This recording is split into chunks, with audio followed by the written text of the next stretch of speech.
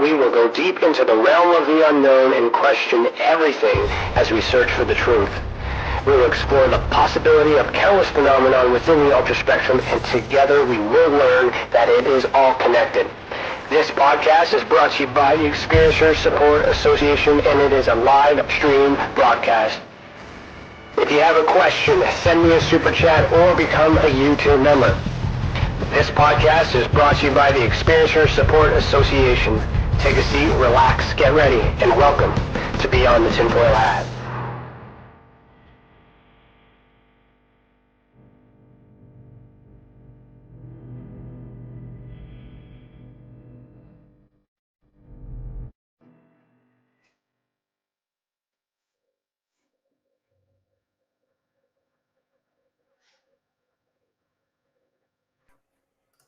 Sorry about that. Good evening, everybody. Welcome to Beyond the Tinfoil Hat. Today is Thursday, March 24th, 2022, and I, Ryan Stacey, am your host this evening.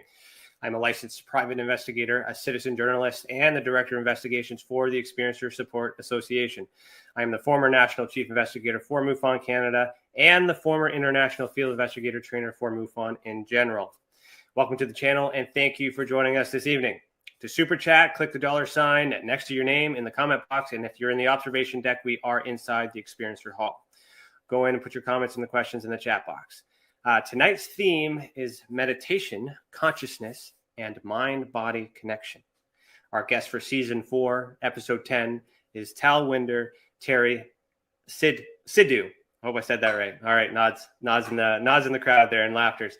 Talwinder Terry Sidhu was introduced to meditation at a young age as he was raised in a Sikh household. Now he has taught thousands of people how to meditate, including children as young as 5 years old, and now specializes in teaching neurodivergent individuals how to meditate and navigate their intelligence through life. Through teaching meditation, Terry has helped people manage their mental health without medication and explore their inner spirituality. All his endeavors with his clients, audience members, and readers are to help them realize they can significantly improve their lives by meditating. When he isn't working with clients, he enjoys writing, hiking, meditating, especially when he has a weekend to do a tantric ritual, and discussing and debating solutions to life's biggest problems. You can grab a copy of his book, Meditate, Breathe into Meditation and Awaken Your Potential, which is available now on Amazon and Audible. As you can find him on social media, TikTok, Instagram, YouTube at Meditate with Terry, and his website is www.medtatethebook.com. Hey Terry, put on your tinfoil hat. We're about to go down a rabbit hole. How are you doing? I'm doing really well. How are you, Ryan? I'm doing great. I had you muted there for a second. Right on. So the first thing we're going to do is we're going to bring in the icebreaker, which is the first question of the night brought to us tonight by CC. So let's bring this in here.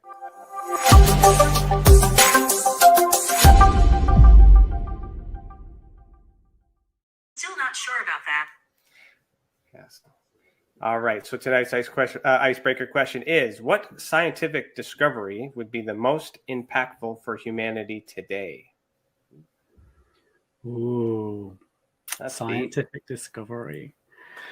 So something that is yet to be discovered, right? The rules are the questions there. So what scientific discovery would be the most impactful for humanity today? It doesn't say. So you go anywhere. All right. If science can demonstrate or replicate, if science can replicate consciousness, we will solve many, many mysteries in life today. We'll be able to understand how consciousness navigates within an entity. So, for example, creating that consciousness in an artificial body and how it operates and settles and the problems it has. It can really help us understand the inner workings of our body and mind and our intelligence, and it'll really help us study the human experience in a very external way, which is what we're not able to do right now, but we can do in meditation internally. So I think that'd be an incredible discovery. I'll agree with you, because I don't think I could say anything smarter than that. So I'm on your side with that. Awesome. Thank you, CC. All right. So the question that I like to start the show off with is as always, why are you the way that you are? And what I mean by that, me meeting you for the first time a few minutes ago, reading your bio out for the first time, learning all these things, I'm interested in knowing how you got here. Mm-hmm. So you want to start from any point in your life, walk me through, and then from there, we'll see where this goes.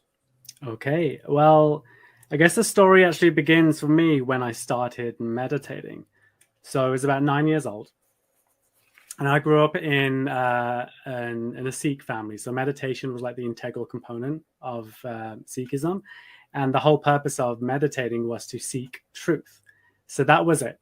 There was no kind of like, this is what the truth is. It just said, go ahead, go. This is how you do it. Go meditate, and you go discover the truth for yourself. And that was very intriguing for me. However, the reason why I started meditating wasn't so auspicious, I should say. It was more as a result of not feeling connected or desired or wanted, or feeling that I resonated with the human experience. Everyone seemed to be getting along with life. They understood, we should eat, we should sleep, we should make friends, we should have community. And I just didn't vibe with it. And I think meditation kind of became my sanctuary, and it became a way for me to separate myself from the experience of life that I was having. It felt very kind of disconnected from the whole experience. And it seemed like everyone, like I wasn't the one playing football. I wasn't, this typical kid that I was able just to make friends so easily. I just kind of did and said whatever was on my mind, and that often got me into trouble. And then meditating, it always kind of gave me a new angle on life. Life always felt like the easiest component. To me, life wasn't the main experience. I was having all of these wonderful experiences at such a young age. And it was, the way I can describe it, it was like I had deities picking my consciousness up and moving me into different areas and intergalactic experiences. And, you can pass those off as the vivid imaginations of a child. But to me, there was so much more family within my own mind, and so much more friendship, and so much more exploration, and so much more expansive. I remember being able to just move onto the moon and just look down at my life and looking back at my body sitting in meditation, and these amazing, wonderful qualities. And I could go on for hours just about them. And so to me, the life experience seemed very kind of basic. It was just the present moment. There was no future, no past here. In my mind was so much more expansive. I could go visit memory. I could go create ideas and bring them back into the present. But the present moment, life itself, the experience with the 5 physical senses was just not that enthusing. It wasn't that inspiring to me, and especially what was going on around me too. Like everyone was obsessed with money and, trying to build clout and build their lives up into these wonderful esteemed states. And I was like, why aren't we just happy, eating, sleeping, and having fun and just having a good time? So I really disconnected from life there. And as I grew up, I started learning psychology. I thought that would be the route I'd go down. I was obsessed with human behavior. I was always paying attention. I was always observing.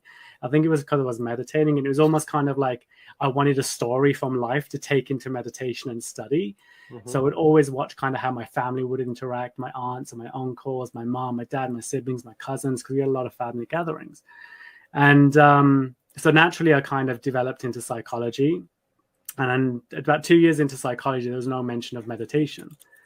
And that drove me a little insane, because like, how can we diagnose people with these illnesses if we're not teaching them how to assess the validity of their reality? And this is me at like 17, 18 years old. And so challenging my psych teachers, like, when are we going to start teaching meditation? When are we going to use that as a tool? And there was back then, there was only a few little bits about mindfulness and stuff. And we can go into mindfulness later. There's a whole issue I have with that whole industry. But it wasn't sufficient enough, and there was no teachings of meditation. Even in religious education, there was no mention of meditation.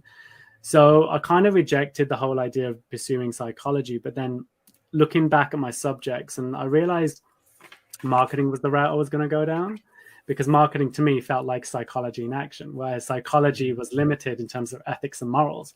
They were lifted when it came to marketing. It's interesting you say that, because you have to understand how people work and think in order to get them onto the product. So psychology is very important for marketing. Yeah. I mean, if you look at the way Facebook has been operating for the last even 10 years, you'd start realizing like how much, not only psychology they implemented, but how much data they were able to extract in order to create these algorithms that run our lives today. And so for me, marketing made it was like a good subject to do. I was like, I can understand human behavior a lot better and how human behavior is actually shaped. Because to me, when I studied marketing, I understood how it exploits human vulnerability to reshape their desires. It was incredible. Like all my class were like, yeah, we're going to use this to climb to the top. And I was like, this is incredible knowledge to actually understand how people think and feel and where the vulnerabilities lie. And it really is really basic stuff used in a very exploitative manner. And then after doing psychology, getting a job in marketing for a few months, I didn't feel comfortable doing it. It didn't sit with my MO. And I'd stopped meditating when I was about 16 as well, just because, I grew tall. I lost all my puppy fat. My teeth were straight. My hair was nice and long. And all of a sudden, the world opened up for me. I became popular. And there was no need to kind of need my sanctuary as much anymore because the world was opening up to me. So I rode that wave up until I was about 24, 25. I'm 34 now, so we're getting closer to the end of this story. Yeah, it's okay. So when I got this job after university in marketing, didn't connect with me, didn't resonate with me. So I decided then to move to Canada. And there was a whole reason for that decision. It was basically a Canada or Australia, and I was deathly afraid of snakes at the time. So I was like, Canada it is. It was just a whim decision. And I came here and kind of jumped around a bit, learned a few things. And that was for Canada was the first time I actually got to explore my identity as an individual. There was no responsibility but to myself at the time. And so it was a great moment for me to explore who I was. And that then started opening other doors. And I realized actually I can connect and talk to people. I have a great way of resonating with how people think and feel and giving good advice. So I started to run. Where were you before you moved to Canada? I was in England. So in a little town, or is a city. Yeah, it's a city. It's okay. It's still the same queen. So so it's kind of good there. From England to Canada, and then here, everyone's so friendly and open. So it was such a safe space for me to explore who I was and trying to get into understanding who I am as a human, not as a conscious entity, which I resonated with since I was such a young age. So like getting to be human was a great opportunity for me.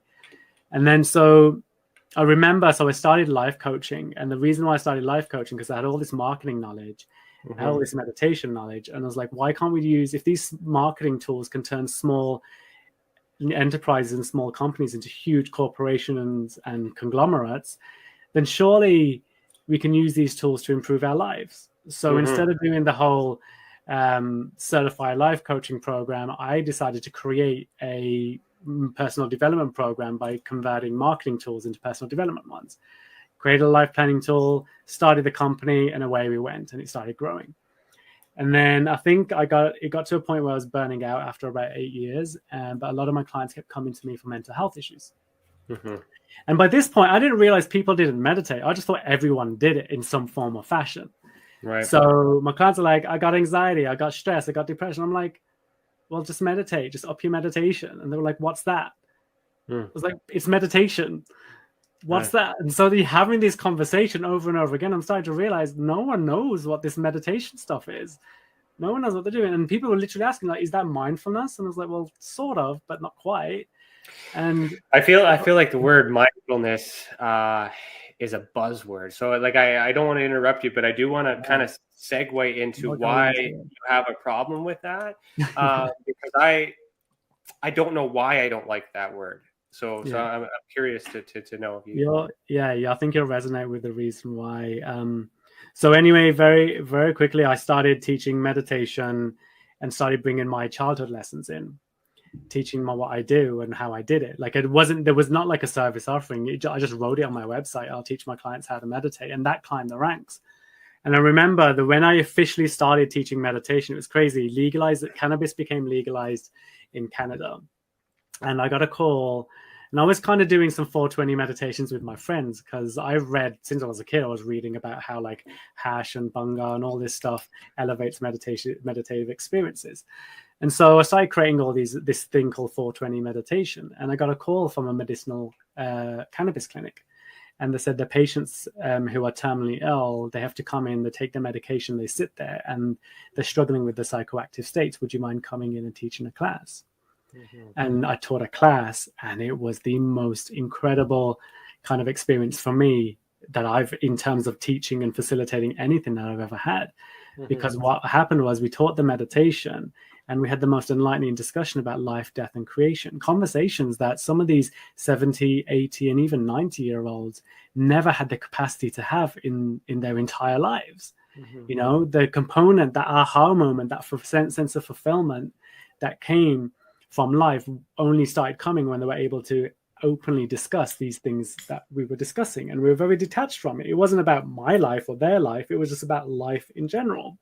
Right. And then talking about space and stars and intergalactic travel and deities and gods, and opening the door for philosophy after inner exploration and bringing it out into discussion. It was phenomenal. And so I jumped on the 420 bandwagon for a while, did some events, and then I decided, you know what, I want to teach this full time. I want to teach teachers how to meditate. I want to create programs for kids. And where I am now is where I'm creating programs for neurodivergent folk. And so I moved to this small town in the interior in BC. And I opened up a meditation studio. And this was now probably 6-7 months before COVID. And it was going great. I was teaching in schools within the first month of opening. We had full classrooms. We was doing really well. And then COVID hit, and we had to close the doors in the first year of business. So I had 6 months left on my lease at the time. I remember I only did a year. And in those 6 months, I decided, well, I came here to teach meditation. I can't have students in my space, so I'll write a book. And that's when I started writing Meditate, because I realized there's just everything that I'm teaching. The one comment I kept getting back was, where's this knowledge gone? Why do we not know this? How are we not taught this in schools? So I was like, well, I'll write a book. And the original book is probably like 3-4 times as big. But one thing I was very conscious of, I didn't want to give my ideas or my notions of what creation is or it isn't. Like, I can talk about them and in conversation and such, but I want to teach people how to meditate and get to these discoveries themselves. Right. You know, it's the whole idea, you know, you give a man a fish, you could teach a man how to fish type of scenario. And so I condensed it down to the core foundation formulas of how to meditate and the how-tos, like a textbook. And the result of that was Meditate. And then from there, I went back to England, like just a lot of personal stuff with my dad's health and whatnot. And then started creating content, started doing online courses, started digitizing things because COVID was around for a while. It still is around, but the way England's going, it doesn't seem so anymore. But here we are today, where now I've got this TikTok following and a massive, you know, online customer base who just want to meditate, and I'm just serving as and what they need. Right now, I'm really focused on creating programs for neurodivergent folk. And helping them integrate intelligence. But it's not just even saying it out loud. It's like, damn, there's a lot of work that's gone into it, but I'm happy to be here.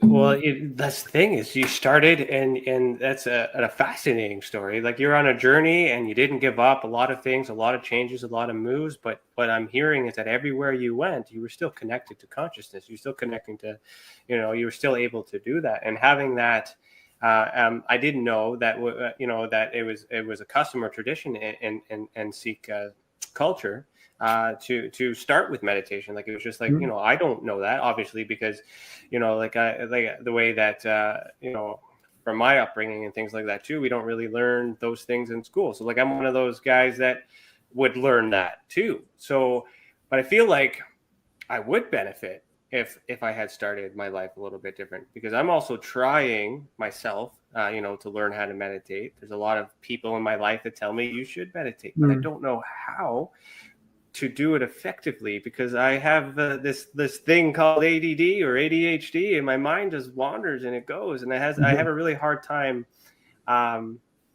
fixating on it. You know, I can be silent for a couple seconds, but then I'm like, okay, that's cool. I wonder what I'm going to have for supper today. Like, you know, so are you able to help people like myself overcome those challenges? Yeah, and it's not even overcoming. It's just using the intelligence that you're working with, but doing it consciously.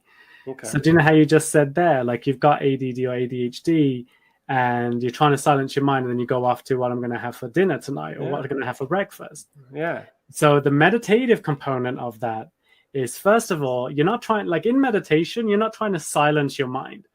That's a huge myth. Like, just because this is the thing, when things get translated from Eastern to Western, Western languages and the Western approach to life is very sensory.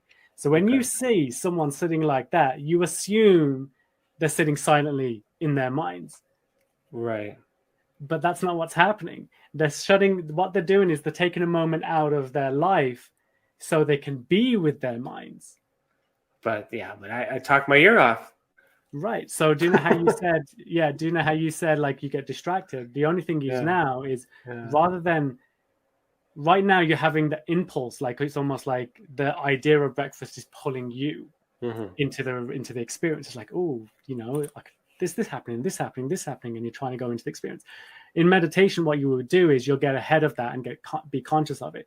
So if your mind goes to what am I going to have for breakfast, you go into the memory banks and you make it a conscious process. Well, I had this last week and I'm going to have this, but I've got this in my cupboard. Do it very consciously, very, very consciously, until the thought arrives at an equilibrium, until the thought arrives at, like, this is what's going to happen for dinner. And then what happens is, if you just go into meditation, consciously thinking about what you're going to have for breakfast or dinner or whatever, then awaken from your meditation and create it, you've successfully meditated and manifested. Okay. So I want to roll with it, not fight with it. No, you roll with it, because what will happen is once you get into the habit of that, what will happen is you'll start realizing that you're getting to calmer, healthier states of being. Right. Because you're not anxious thinking about what decision should I make, or what should I do, how should I do it, how am I going to do it. I mean, the beginning stages of meditation, what I'm teaching a lot of people, is learning how to develop or create a solution to a problem. So in your case, what am I going to have for dinner is a problem. Create the solution, bring it into life. Well, eat before I meditate would be the quickest solution. Then I wouldn't be thinking about food, right? But then you could be dealing with stomach issues, and that's going to be another hindrance. You've got to really think about it. So what's interesting about that, and to reinforce that, as I've also done in the past, float tank, so like a sleep sensory deprivation. I've only done it once. The maximum time we were allowed to do was 2 hours. It was my first time. I said, I'll do it. I'll do the 2 hours and I'll try it, because a lot of people, I guess they can't do it for so long or whatever, but I shit you not, that it took an hour and 55 minutes for there to be no thoughts in my mind. And there was like 5 minutes of absolute silence. I did get there, but it took that long to get there. And when there was silence and nothing, I started to see, you know, some lights and things starting to materialize, and then beep, time was up, had to get out and go. So I had a brief moment of seeing something that was outside of those thoughts, but it took that long for me to get into that. So what was I experiencing, or what do you think I may have been experiencing at that time before I went out? Because that was nothing. It was gone. Nothing. So this is where I'm going to talk a little bit about the process, and it's kind of almost like the journey of meditation, because you almost kind of did a bit of a journey of meditation there. But you didn't do it consciously, and it just kind of got to a point where your brain, because you weren't engaged, because you were forced to engage with all those thoughts, to a point where it's like there was no necessity for them to be there. They just dropped. So it's almost like you kind of unconsciously stepped into that state. Now the difference when meditating in that state, what happens is you've got where you are now in the present moment. And in meditation, you're going essentially back to the source of all creation.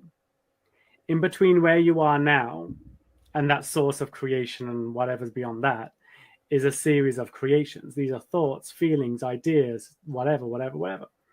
And the process is you've got to detach from all of these things in order to get to this thing.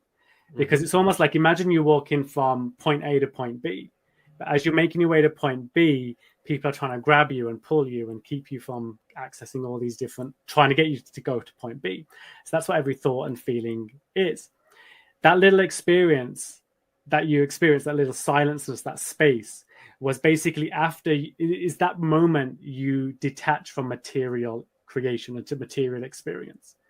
So everything connected to your body, your memories, your thoughts, and your feelings, you got to a point where you got to the end of dealing with them, and you got to the end of needing to deal with them. It's almost like you just forced yourself to process through, and you pushed and pushed and pushed, and you got there. And in that space, your meditation now can start activating and begin. Okay. So I was there. Because even though you're meditating to that point, what happens is you've got your present moment, and then you detach from that, and you enter your state of meditation. You detach from thought, feeling, and then if there's a thought or feeling that you want to connect with, let's just say you have this bright, like you're making your way back to this state, and there's a bright idea you really want to connect with. There's a point in your journey getting to that space whereby, like, this is a world-changing idea. I want to study this. You lock in your meditation there, because you can lock into a meditation at any point. Basically, it's almost like you're consciously shooting off into that creation. I see. Yeah. So anyway, you detach, and then you enter this state where it's now you're at the end of a material thought, and now you're truly entering now the space of mind where there's this wonderful journey of where you can explore anything. Yeah, it was interesting. It was like I was about to go somewhere, and then that interrupting thought. So I can understand, because when I went into this, it was with an investigative mind, because I was trying to film it as well and try to get an understanding of what it would be like.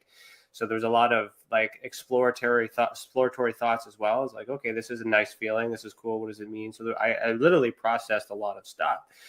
But I think I got to the point where I didn't have anything else to talk to myself about, But I mean, that feeling. So if I were to recreate that, knowing I could get there, how would I be able to, or should I, condense the amount of time it takes me to get there, so that way I can spend more time in that state during this meditation or flow tank? This is where my lessons actually truly begin, because this is the common question.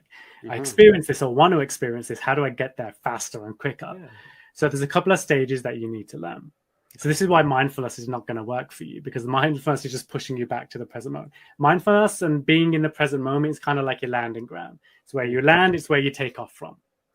Things get a bit wild in there, come back, and then go back in. So the first stage to any meditation practice, of course, is being comfortable, which you were in. You were in the float tank. You were in a comfortable, safe, secure environment. You were successfully able to shut out the outside world and lock in with your thoughts. So you entered kind of like that tier. And so to get there quicker, there's a couple of techniques that I can share with you. The first one is conditioning your mind. So you have to train your mind to detach from thoughts and feelings that aren't serving or enlightening you. And this is what we do. We return to breath. Now, is it okay if I go into detail with each of these techniques? Yeah, of course. Yeah. So for breathing, so what you do is whenever you want to train your mind to start detaching from things that you just don't want to attach yourself to, like the thoughts of breakfast and dinner, which are just not necessary to process in a meditation, right? You got to train your mind to detach and let that thought be and come back to your center. Because what happens when you attach to something, this is you, consciousness within your mind. This is a random thought or feeling. That random thought or feeling consumes you. And what you want to do, the moment you realize you've been captured, you inhale, exhale, center. So you're using your breath. What you're doing essentially is you're returning to breath. You're not focusing on breath. You are returning to breath. You are returning to a state prior to the creation in question, or the creation that consumed you. Because literally nothing in your material life can exist after. And that kind of pauses the brain too in that instant. Yeah, as so well. You're now conditioning your mind. It's like, do you know when we experience pain, like physical pain? We're focusing on breath because it's so intense. Like, it's like, I can't focus on this. I'll just breathe. I'm just going to breathe through it. When women are giving labor, so if females are giving labor, it's that constant return to breath. And it's the most important state, because now I'm going to talk a little bit about why breath is so important. Because this is where English is a very difficult language to teach meditation in, because it's just missing a bunch of words you need to teach meditation effectively. So have you heard of a concept called prana? No. So prana in Sanskrit is a word that alludes to life force or vital life principle. when I teach kids, is like prana is the magic life. It's the life magic that we all have. It enables us to breathe and function and just gives life to stuff. You know, like if we consider prana magic, breathing is the pump that gives the magic alive, right? Okay. Nothing in creation can exist without prana. You know, so when you're reliving a thought, you're breathing, and that thought has captured your breath, your pump. So it's now consuming your prana. You're giving life to that thought. So when you return to breath, you're telling your mind, no, prana, come back. You're harnessing your magic back in. You're taking the magic, the life, the vital life principle away from the memory, the thought, and the feeling, and back to your own conscious center, your conscious control. That makes sense? Yep. Okay. So once you've harnessed back control, what happens is it's almost like you got these three components. You've got prana, and you have your pump, that's the magic. You got the magic, and you got the pump, the breathing that keeps the magic alive. And then there's you, consciousness. So wherever consciousness is focused on, that is where prana will get sent. Okay. So we're having this conversation. Therefore, we're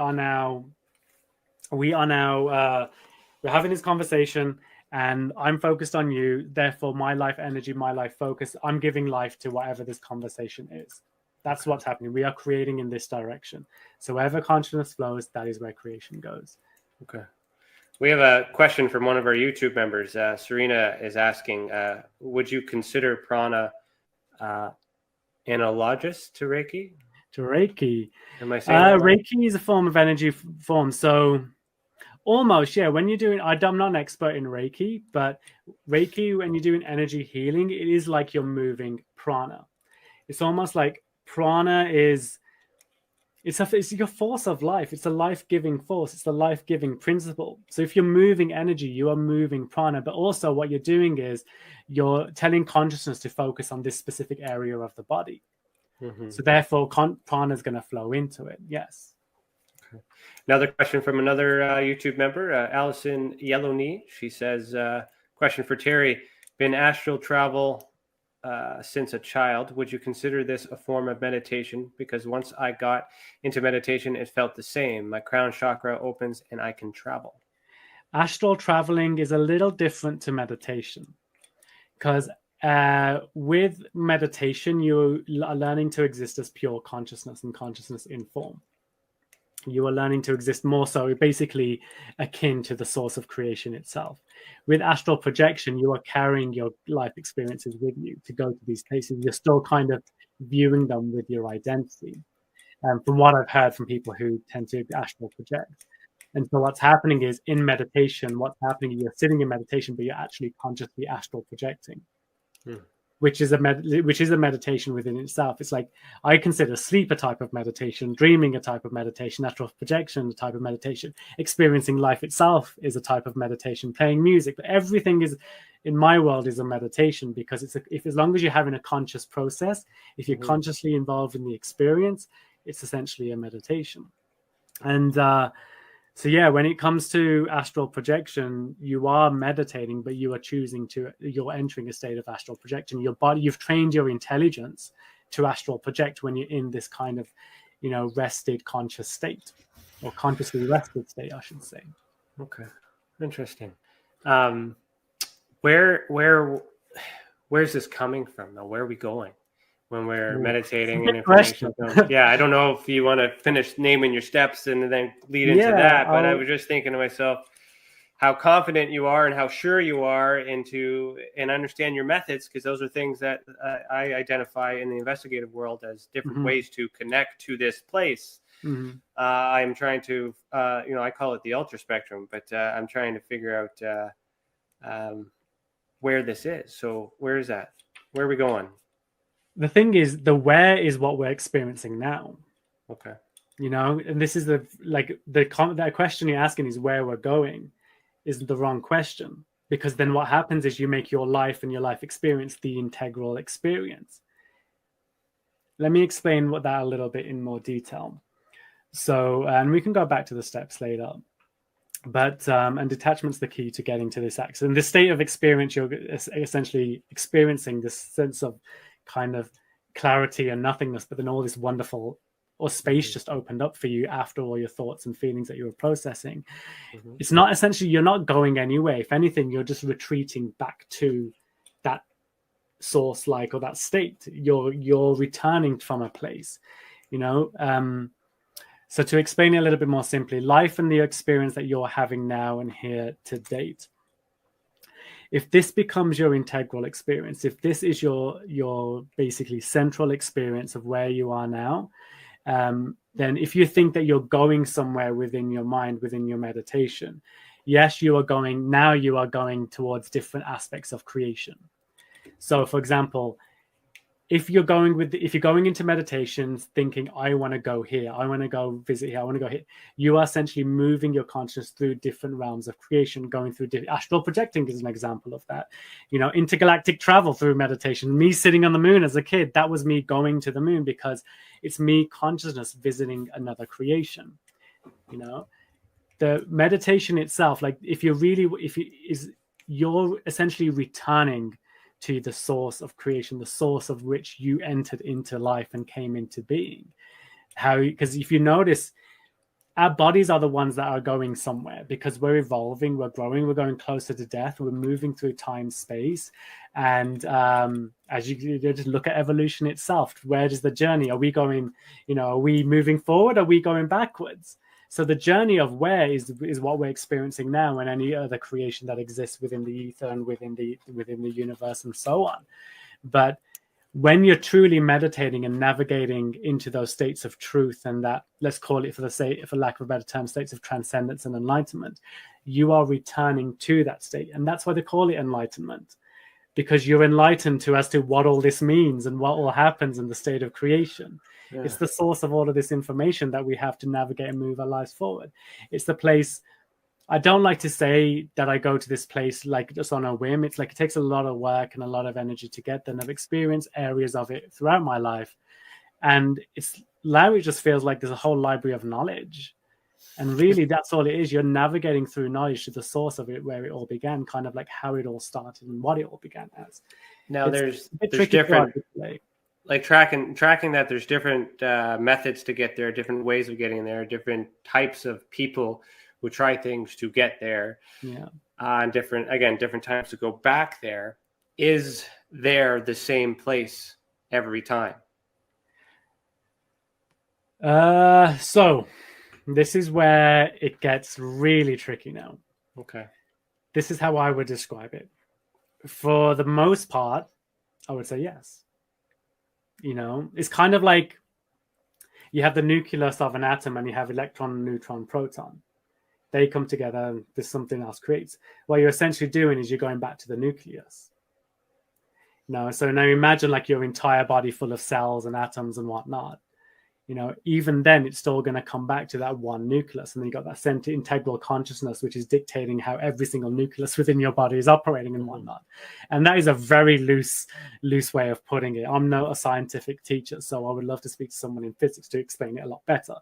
So it's kind of like you're going through layers of that. You're going through a layer of one source. So the source of creation of our body would be arguably, it could be like creation, or it could be your mum, like an integral person. You go back to a point. But then who created your mum? You know, like, and then you go to that, you connect with the consciousness within, and you're like, well, who created consciousness? Right. All right, let's figure that out now. Go into meditation, you dive in deeper and deeper, then you come to another state, and you're like, well, what created that? You go deeper and deeper and deeper, and what created that? You can go deeper and deeper and deeper. And there's a risk here where you can end up in an infinity loop, where you find, because what happens is you've got the source of creation, and then you got a state of nothingness before that.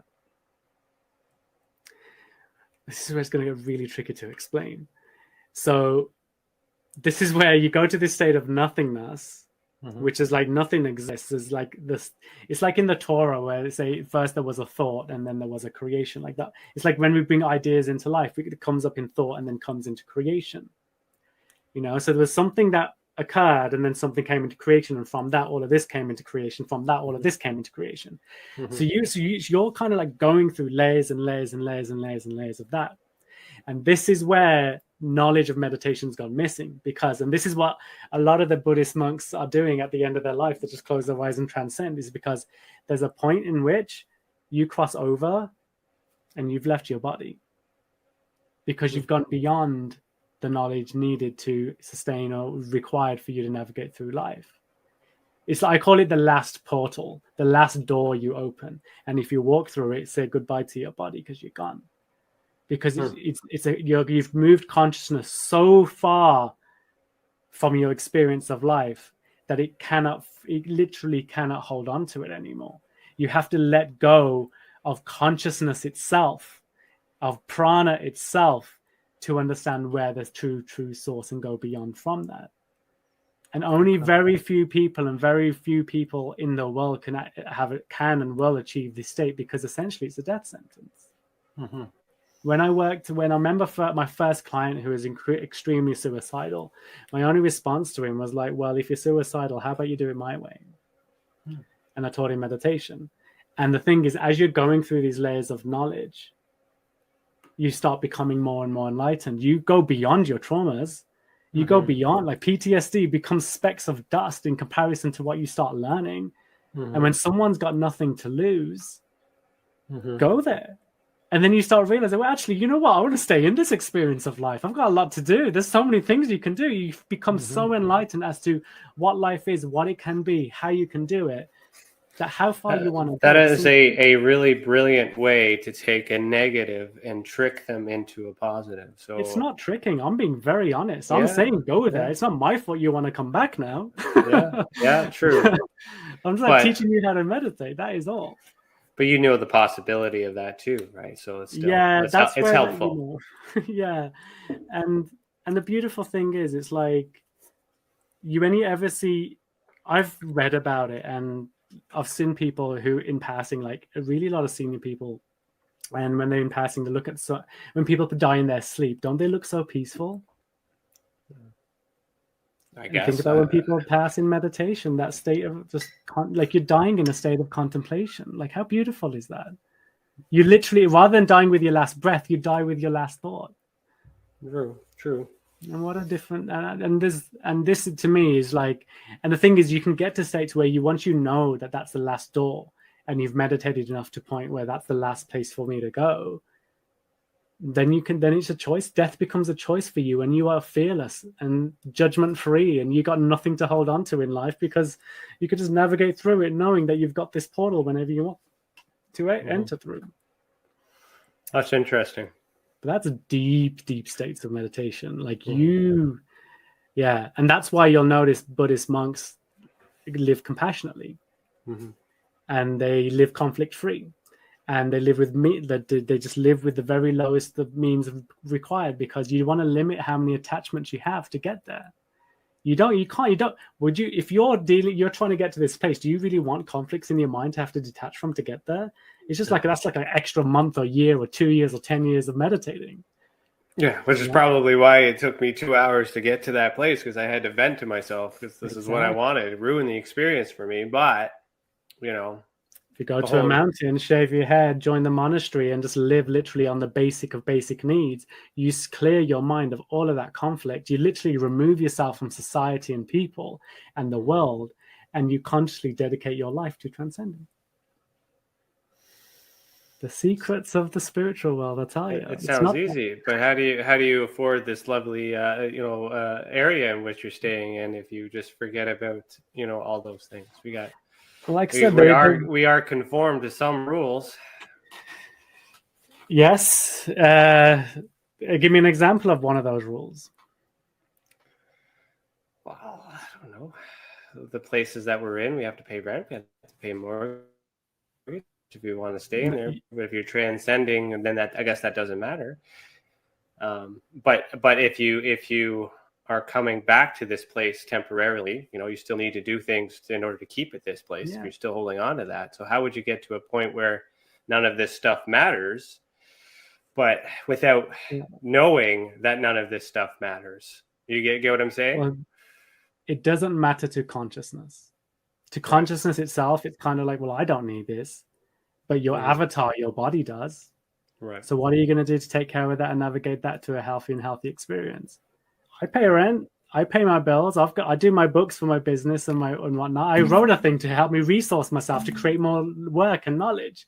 Because if I can't afford a pen and paper, I can't teach, well, I can teach, but, just have access to it. But this is what like fundamental rules as well, especially when you're playing in the higher realms of consciousness.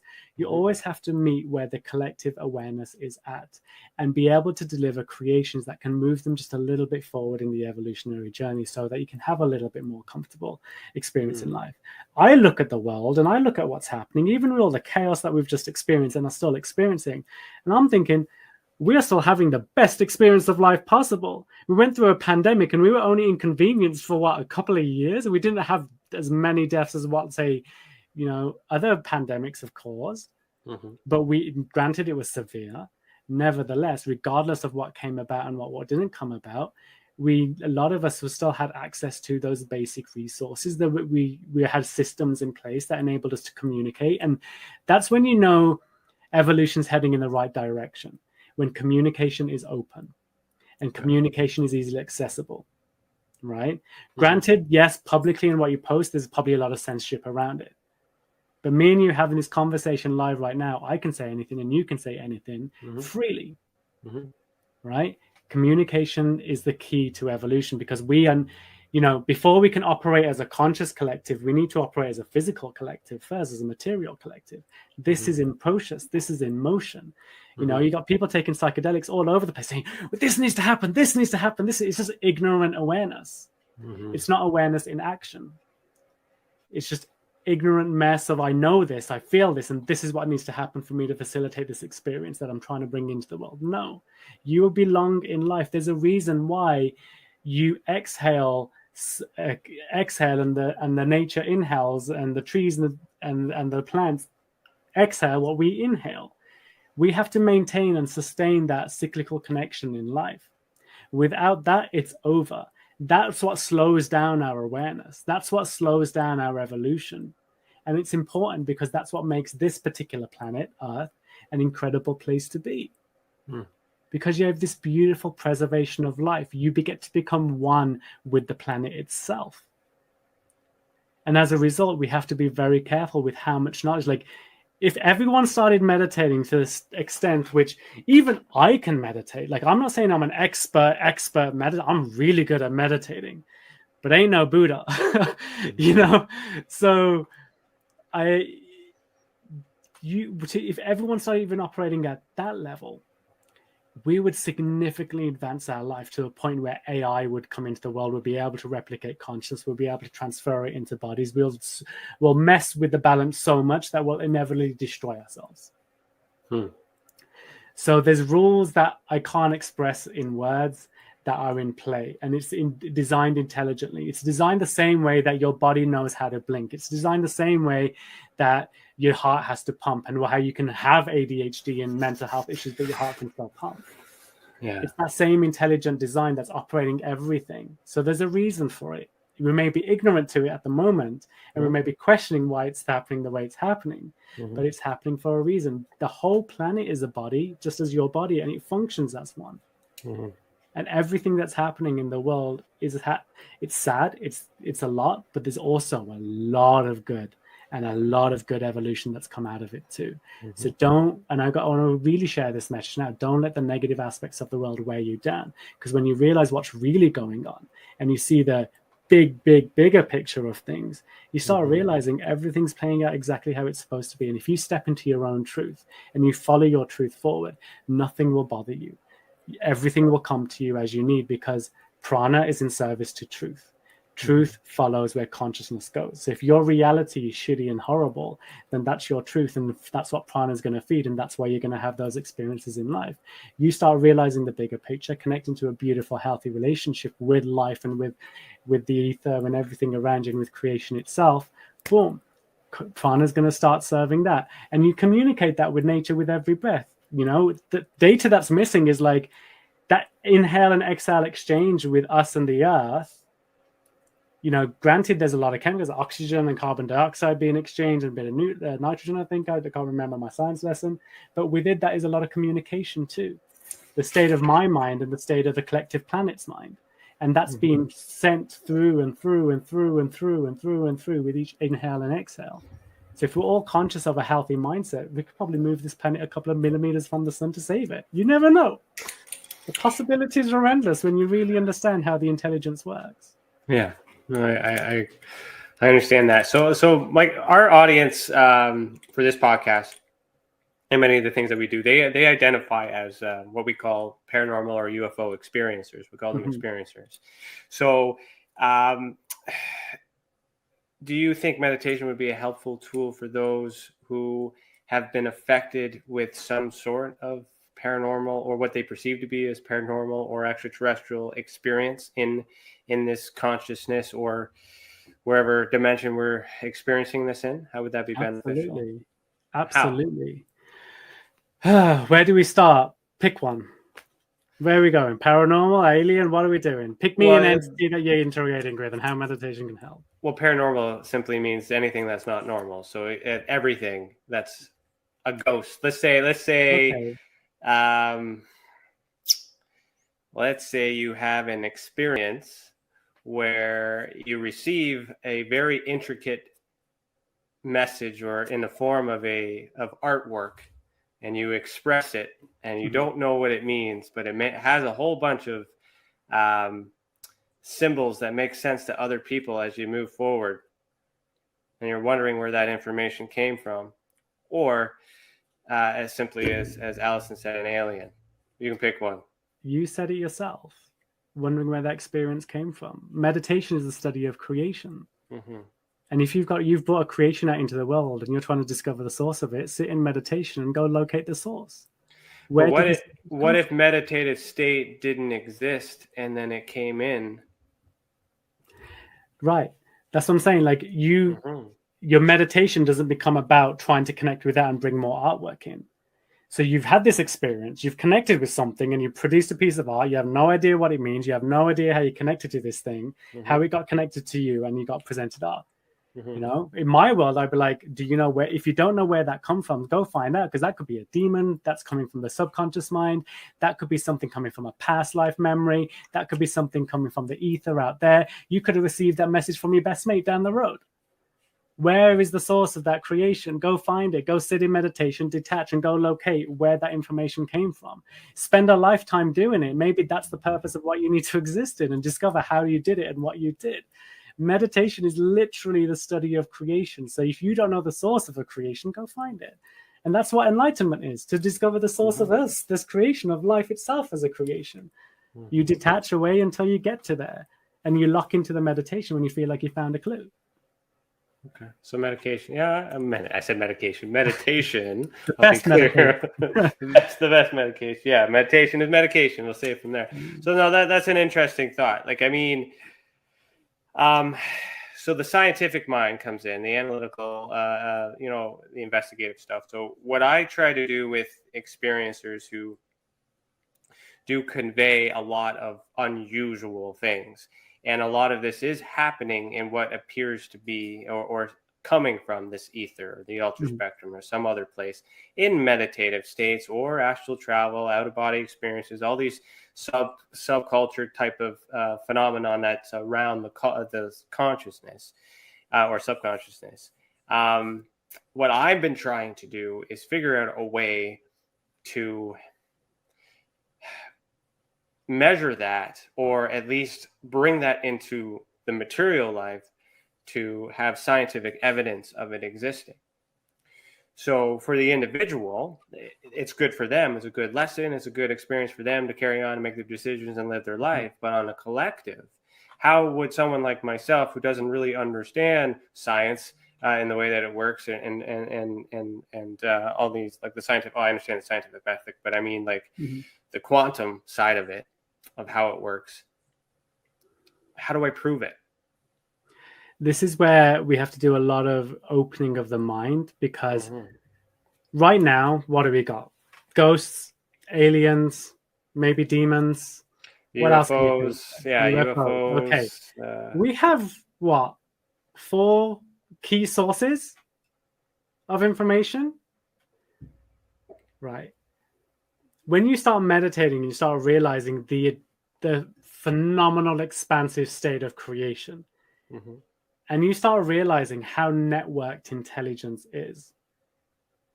Like, it's a network. Intelligence is this is why I love tech and love computers, because it literally is, we are creating life very similarly to how life itself was created, but in a very different way. And with the metaverse now, I mean, I could go into that later, but it's all a network. So let's just say you're a point on this network, like you're like a real clear state of like you yourself are a point on this network. You're receiving a signal, but you need to map out where in the network that came from. So if I was to think out loud, like this will be a meditation, like how will we scientifically measure? First thing I would do is scan the brain. I need to rule out what's going on in the brain. I need to understand that this is not coming just simply from the intelligence within the body. Mm-hmm. That's the first thing I would need to rule out first. So I will do study of the brain. Mm-hmm. And it has to be during these moments when they're receiving their information. Mm-hmm. Study the brain. Then try and replicate that in a lab or in the lab. How can I replicate that experience? And see if the replication of that then presents this out into the world. Then basically that's just human intelligence you're playing with. Okay. Right. However, I guess I've gone. No, I just keep going. I'm going to throw a wrench in there, but I just want to keep going. No, throw the wrench now. Let's go. Well, so from a security perspective and a triage perspective, I'm dealing with someone in the moment that believes that they're seeing these things in their mind in real time. How do I differentiate the difference between a mental health episode in real time while at the same time believing the possibility that they're telling the truth, when I, as a professional who is a private investigator and a security officer, also believe in this stuff? Right. So because you need to take in consideration mental health, but at the same time I'm biased because I also believe in this and I'm studying consciousness. Mm-hmm. So is there a way in real time to determine the validity of the experience? In the difference. Okay, well, this is one of this. Okay, because you can't study the brain. That's after the fact. Like right now. Okay, it's happening right now. So the way to measure that, again, this is where you're going to have to take someone who can really see how intelligence operates within the mind. I'm good at that, but I'm not the best at it. I'm not someone who can say this neuron's firing, but I know I can work with someone who probably could, like especially neurodivergent individuals. I know people who can literally tell the sex of a baby before you can tell if a female is pregnant before they're in bed. Like, these are just traits of a neurodivergent mind, and that's and again another area we can discuss later. But for someone, let's say, where is it coming from? So the example I can give you, and the best way I can understand it, is when I was working with my first client who was schizophrenic, or diagnosed schizophrenic, hearing voices. I had to figure out and understand where these voices were coming from. How was I able to determine that? How do I know that voice is not coming from an abuser that's been conditioning this brain for years and years and years and years and years in childhood, that's been repressed, and it's coming from the subconscious mind, versus it becoming from an alien entity, versus it coming from an inner demon, versus it coming from a ghost? Like, there's so many variables. How can I know what's the source of this voice that's in this person's mind? Could it be that this person that's in this conscious body transcended their ability from a past life, and there's two conscious entities operating in the same body, and the voice belongs to the original conscious entity that was from that body? How am I supposed to find that out? I can't. So I teach the person meditation to find out for themselves and let them trust in the truth. Remember what I said earlier, meditation is to seek truth. No one has the right to tell you or diagnose you what your truth is. That's for you to assess. This is perfect, because I set it up that way because I wanted you to come back to that, because that's the, by encouraging them to explore, we don't have to conform to these labels. Remember, science is there to discover the truth as fact, to be able to present the truth as fact. And there's personal truths, there's personal truth and personal facts, and then there's global truth and global facts. So there's only universal truths. Well, there are only universal truths, and there are only universal facts. You can't have two truths can't occupy the same space. Well, yes. Okay. No, yeah. I'm looking at the. You're right. What? There are personal responses to the truth. There are personal Mhm. relationships to the truth. Right. You know, like one who's having a dire disconnection to their faith and spirituality will deny this all-encompassing truth that exists or that doesn't exist. It'd be a very hard time accepting that, even if the experience is there and real. I've dealt with people in bereavement. They've lost a really loved one, lost a child, for example. I don't care what I feel and think. It's not worth it. It's not real. Just consciously denying a truth that they experience because of very traumatic experience out here in life.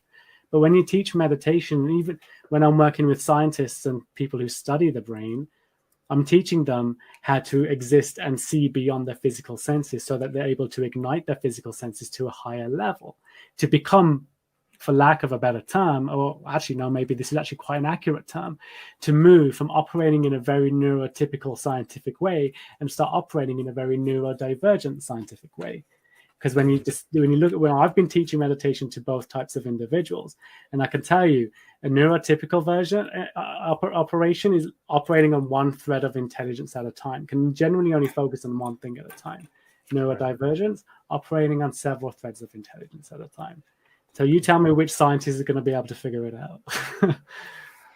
Let's hold that thought. Okay, so we'll pause right here, but we'll Okay. continue after a message from our sponsors. If you're listening to the audio-only version, head over to youtube.com/the Experiencer Support Association. You will see the video that goes with this audio. You're listening to Beyond the Tinfoil Hat, a podcast by the Experiencer Support Association, and we will be right back. It's your business. It's your property. Your assets are worth protecting. Blacklight Investigative and Surveillance Services specializes in patrolling and inspecting residential or commercial property against fire, theft, vandalism, terrorism, and illegal activity. People and buildings are monitored to prevent crime. Keep your property, your people, and your assets safe from threat. Our elite staff are dual licensed private investigators and security guards. Blacklight Investigative and Surveillance Services. Go to blacklightiss.com.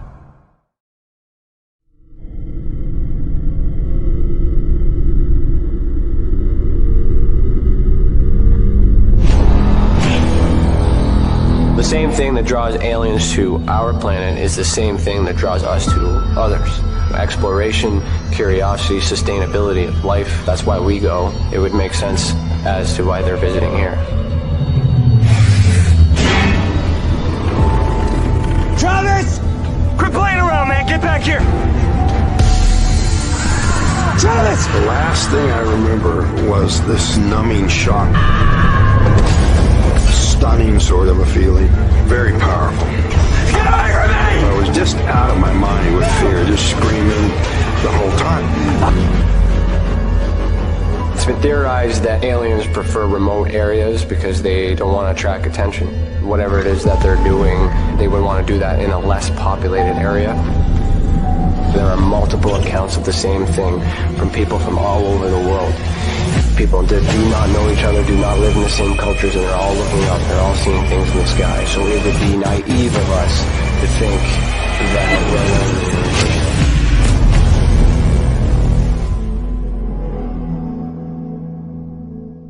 Ryan is one of Canada's leading new UFO investigators. He conducts and oversees UFO investigations on a constant basis and was really taken by his research. He's compiled a tremendous amount of data regarding UFOs in Canada. Just as interesting, he really goes over how UFO investigations are done and what are some of the mistakes that people make when they submit evidence. Note for starters, don't edit your videos or photos before you send them. If you want to hear more follow-up conversation between Ryan and myself, you can go to richardolanmembers.com, where we have a candid conversation on ufology, the paranormal, and more. And remember, while we learn and grow and search for the truth, let's be good to each other.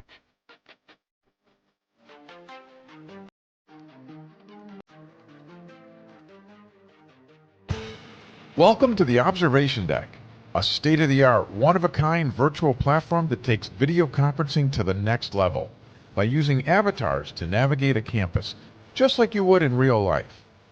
First, you install the application and design your very own unique avatar.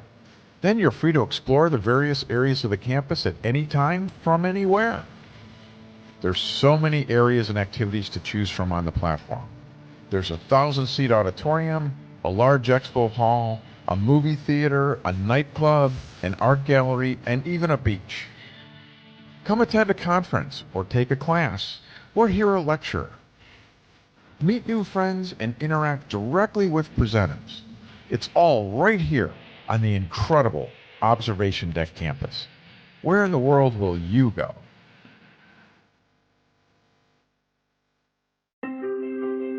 Have you ever wondered, or maybe just thought to yourself, if there were others just like you?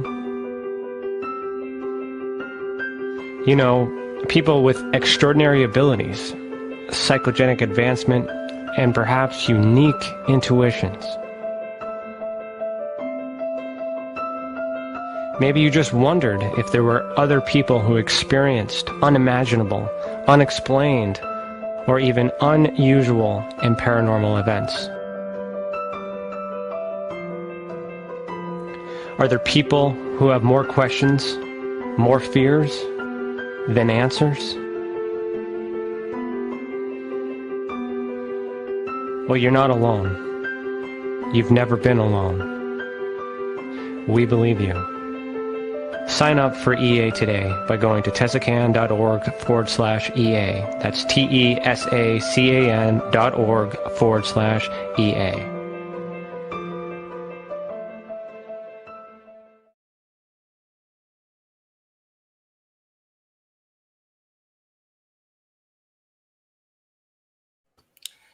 Welcome back, everybody. You're listening to Beyond the Tinfoil Hat. Did you know we have a private community chat for members only on YouTube?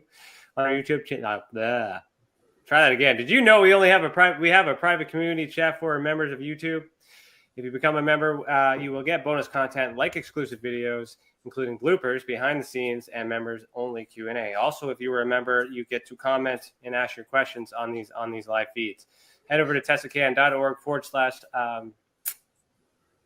I'm reading from a script and I lost my place. So you know what? Let's just forget that I'm even doing this. This is live and off the cuff. Welcome back, everybody. Terry, how you doing? How was that? How was that break? Was that good for you? It was good. I was watching it was very informative. I was like, wow, I would love to go paranormal investigating. It sounds so interesting. Well, it's good that you watch them. Some people take the break, some people don't. And I saw that you were actively nodding your head and things like that too. And I kind of realized that, you know, like I'm having a hard time comprehending and understanding how consciousness works. I'm aware that it exists, and I'm aware that there are these markers and signs and that indicate that something is happening. And I've always been trying to figure out how and where it's happening in this world.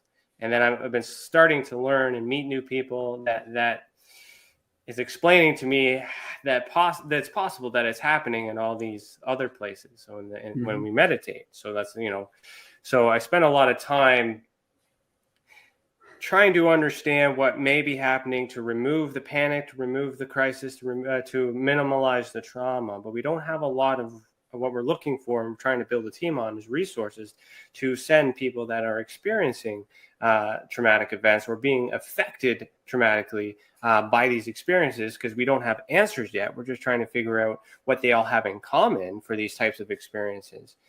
Having learning what I've just learned from you, and we should talk about your book and where we could find it. But I feel like that would be a very good resource, to refer people to as well. Because if you're going to encourage them to explore their experience through meditation, while I'm learning the science as much as I can to get it documented in this part, so kind of bridging a gap between dimensions and things, but we're still taking care of the people, and we have there's a similarity in that. I'm not nowhere close to understanding the stuff that you're explaining, but you're able to explain it well to me, and I'm comprehending that. So I enjoy that. So I just want to say thanks, and I'm learning. Good. This is good. So you've mentioned neurodivergence, right? Is that am I saying that right? Yes. So you've mentioned that quite a lot. Can you describe to me and the rest of the audience what exactly that is and what you mean when you're bringing that up? Okay, so the way I like to describe it is neurodivergence is a way of operating intelligence and the way intelligence is operating in a fashion that is not typical to the way our societal structures have developed. Now, of course, this again moves then into, and because of that intelligence, the way it's operating, it then brings about things like autism, ADHD, dyslexia, learning difficulties, so on and so forth. And there's different severities of such. And you'll start speaking with individuals with autism and ADHD. I mean, even hyperfocus is an incredible benefit, I think. Granted, it depends on what you're hyperfocusing on, but it's an incredible intelligence that you're able to do. And I believe, based on what I'm teaching and basically on what I'm learning from my students and teaching them meditation, you know, neurodivergence feels like how I mentioned earlier. Imagine there's you consciousness and there's a thread of intelligence, like that's connected to your eyes. So if you're neurotypical, you're only able to look out of your eyes, but you'll not be focusing on your smell just as much because you're focusing here, right? So your intelligence is tethered to your eyes. You're told to look at this thing and focus solely on this thing. All of a sudden, you can't hear as well, you can't smell as well, you can't taste as well, because your eyes are locked in. Now, an example of neurodivergence, and there's so many examples, and there's so many ways it works, it's impossible because we haven't studied all of this the way it needs to be studied, is if I ask you to focus your eyes, you'll have the ability to thread your nose and your taste and your ears and everything else at the same time as well, at the same level, while focusing on that thing. So you're receiving a lot more information. And if you're not aware of that, and if you don't know how to handle that, it becomes overwhelming. But neurodivergence it's a very unique way. It's almost like you're operating on several threads of intelligence at a time. And let's just say there are an infinite number of threads of intelligence. A neurotypical version would only probably, best way to explain it in the short amount of time is imagine the strings on a violin. Okay. A neurotypical would be playing one string at a time, one note at a time, and one sound comes out at a time. So you've got this kind of consistent, okay, I know where this note is, I know where this frequency is coming from, I can handle this sound. Now imagine playing a symphony going up and down. There's your neurodivergence. It's operating several different frequencies at several different times. And unless it's managed and effectively understood and you can harness the intelligence, it's going to sound like a complete mess. And that's why then you have very difficult experiences being neurodivergent. But this is why I teach meditation, because this is how I know how to manage it. It's not the way to manage it. It's just how I've discovered to help people is, what if we can change the sound and how it works? What if we can sit, because really intelligence there's consciousness and then there's intelligence. And consciousness is an intelligence itself, but we're talking about intelligence of the body here. And without consciousness, you have no intelligence in the body. You can see in a dead body, the moment consciousness is gone, the body is dead, the intelligence has died, this connection has been severed.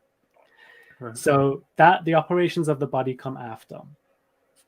So if you can harness consciousness and you can then start detaching from your experiences and navigating that space and having more control of how your thoughts, feelings, and sensations operate, and have them basically tame them so they're in operation to you and you're not in service to them, then you can have more of then we can move into kind of like this new equilibrium of intelligence and evolution of intelligence. And that's why a lot of neurodivergent people, and how I'm feeling since teaching neurodivergent individuals, is that neurodivergence seems to be an evolutionary development that we just haven't figured out how to manage yet. It's almost like we grew legs and we just haven't figured out that we can use them to walk.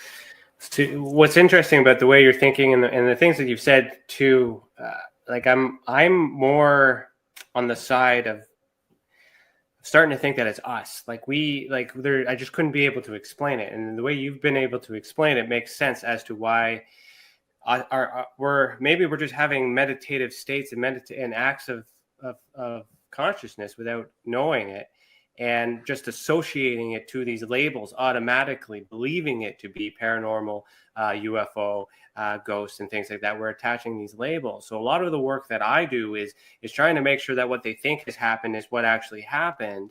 And then at the same time, we have this classification system to group these things in by removing the labels. So that way we can relabel them if need to, but at least put them in the proper categories based on these characteristics. But every time I do it in that systematic, and I'm trying to figure out the who, as an investigator, I'm always trying to find who did it, not what did it, or when did it happen, who did it. I'm always finding evidence to suggest that it's human, and I'm not finding anything that suggests anything other than that. And I haven't been able to explain that, and I still can't. But if you watch this video, you just explained that. Well, everything, when you realize what consciousness is, everything does become external. Everything becomes a creation.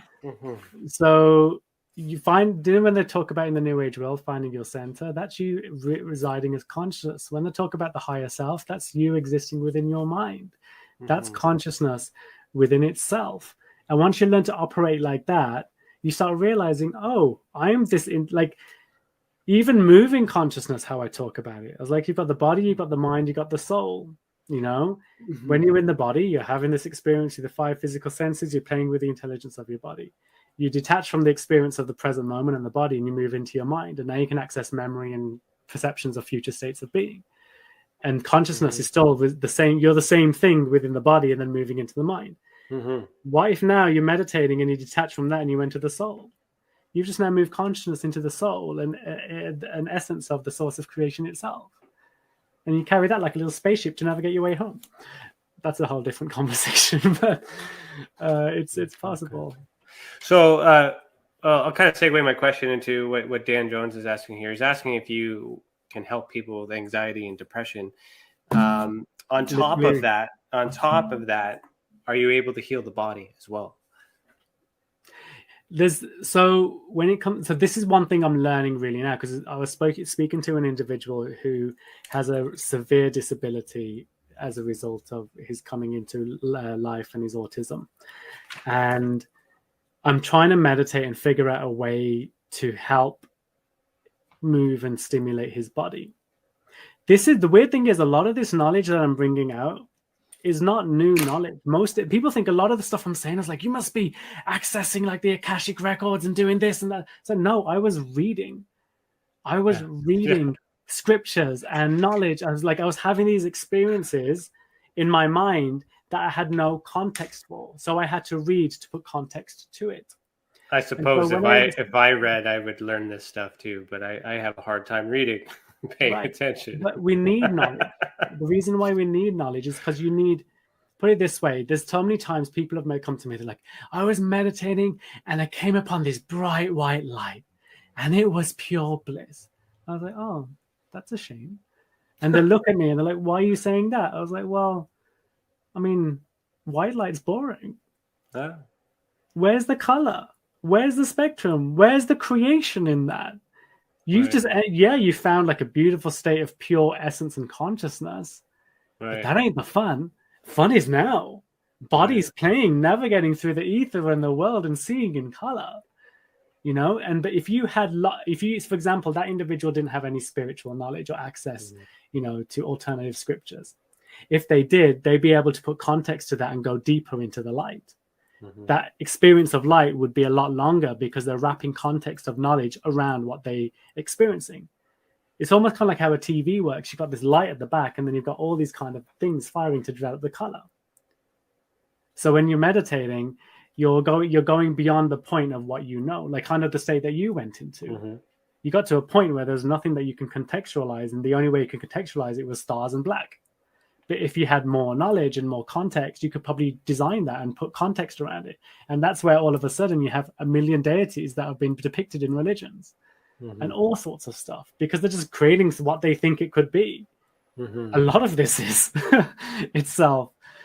So this is where knowledge works in two ways and both ways. But in terms of depression and anxiety and healing the body, yoga is where if it's healing the body, yoga is where I begin. And yoga is taught so wrong in the West and in the East too, because when colonization happened, they replaced yoga with PE. Yoga and meditation in schools. You've got this wonderful ancient practice and knowledge to cure mind and body. And, you know, the British Empire rolls in and replaces it with PE. So you're like, with physical education, you're like, so you can understand why this knowledge got lost and it didn't get taught as well. So yoga now has become this thing for fitness. They needed soldiers. That's why. Yeah. So with yoga, what it teaches you, yoga teaches you to build a relationship with your breath and your intelligence. Meditation is the study of that and what else it can do, basically. But yoga is almost like the prerequisite if you want to start meditating effectively. Because the key to yoga is extending and elongating the breath. And if you want to cure your states of depression and you want to cure your states of anxiety, you need to be able to manage and navigate your breath better. Because you've got thoughts and feelings within your mind that are consuming you. Do you know how that I did earlier? You've got consciousness and you've got a thought or a feeling and you're consumed by it. And then you breathe to detach from it. If you have a strong relationship with your breath, you'll be able to detach so far from it that your depression's all the way out here and you are all the way out here. You're so far removed from it that you can sit in meditation now and study it and find the source of that depression. And then once you find the source of something, you can start discovering the solution to it. And boom, you've cured your depression. But we need to do the work. And that's why I said, if you can't do meditation, do yoga. Do something. Or what I recommend to people who love hiking or like being out in nature. I was like, instead, if you don't want to do yoga and you don't want to do the poses, the least you can do is try climb a mountain just simply breathing out your nose. Don't try and go for the pace of your body. Don't think just because you can run up the mountain doesn't mean you should. Why don't you go up the mountain breathing through your nose and let your nose, because this is the primary source of breathing. This is secondary to protect this. Right? If you can climb that mountain only breathing through your nose and go at the pace which is comfortable for you to breathe at your nose, I promise you that experience of climbing that mountain will be beyond anything you've experienced before in any fitness program. Going to the gym, try doing all your exercises through your nose. You'll be more mindful and you'll be breathing a lot better. You'll have a better mental health system.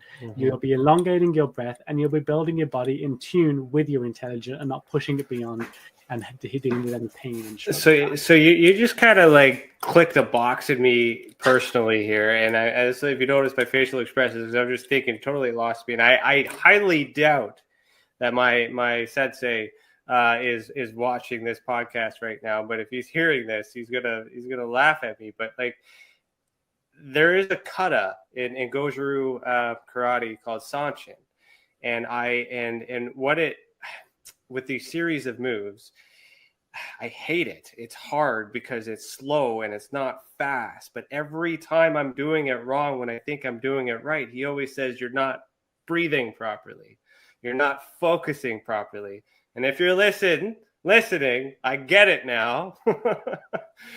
But I mean, to segue into that, like, could martial arts be another tool or a way? Because there is a lot of breathing. We do like, especially with pain, to absorb the attacks and things like that. So, what is your opinion on martial arts? Well, martial arts, it's almost like you're focusing breath and consciousness in every movement.